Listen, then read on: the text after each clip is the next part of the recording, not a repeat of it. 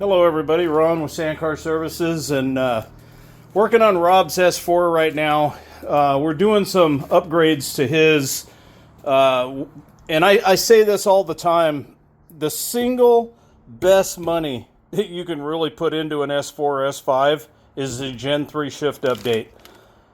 I've done a bunch of these, and I can tell you, the ones that call me back to give me feedback tell me that it's night and day how much better it shifts with a Gen 3. There is that much difference in how they did the redesign on it.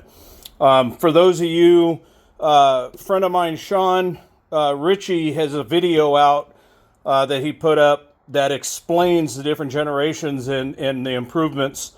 And it's such a great video, I don't even have to touch it. Besides, he knows a heck of a lot more about the shift housings than I do. But what I did want to talk about is intermediate housings, because his intermediate housing, somebody forgot to tell him to say no to crack.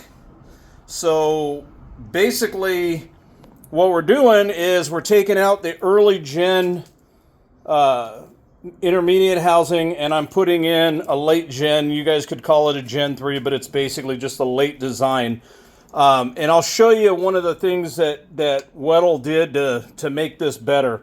So this is the retainer plate that used to go around the main shaft. All right. You can tell it doesn't do anything to hold the other side of the transmission together. So when you're on the gas really hard and the shafts are trying to pull apart from each other, this is usually what ends up happening. Sometimes it'll actually crack into the reverse area. But that's what happens. Now, when you go to the new one, this one, it's not shorter. I just haven't put the stud kit in it yet. But if you look, this one's got a big, massive figure 8 plate that drops down into here.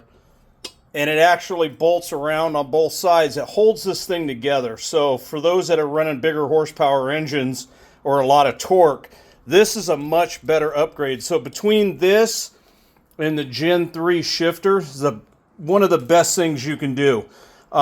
There's also some changeovers that have to happen because the bearing that's, if not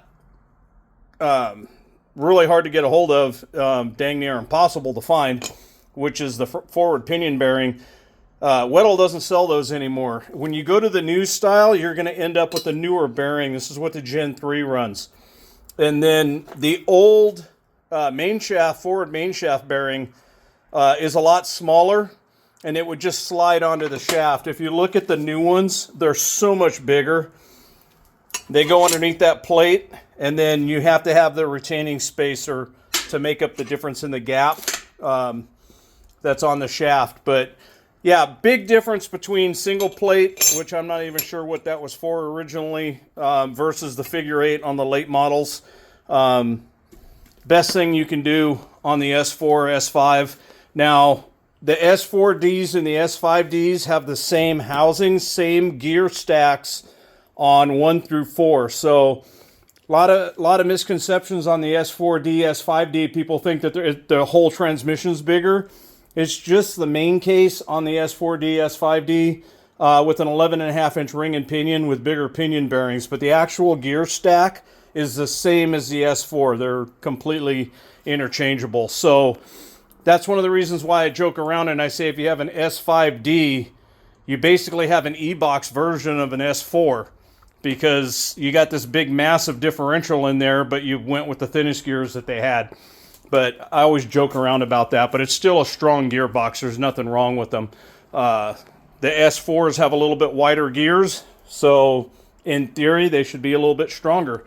But we're going to get Rob's tranny up and running for him hopefully before Thanksgiving and get back at it. So thanks for watching. Ron with Sandcar Services.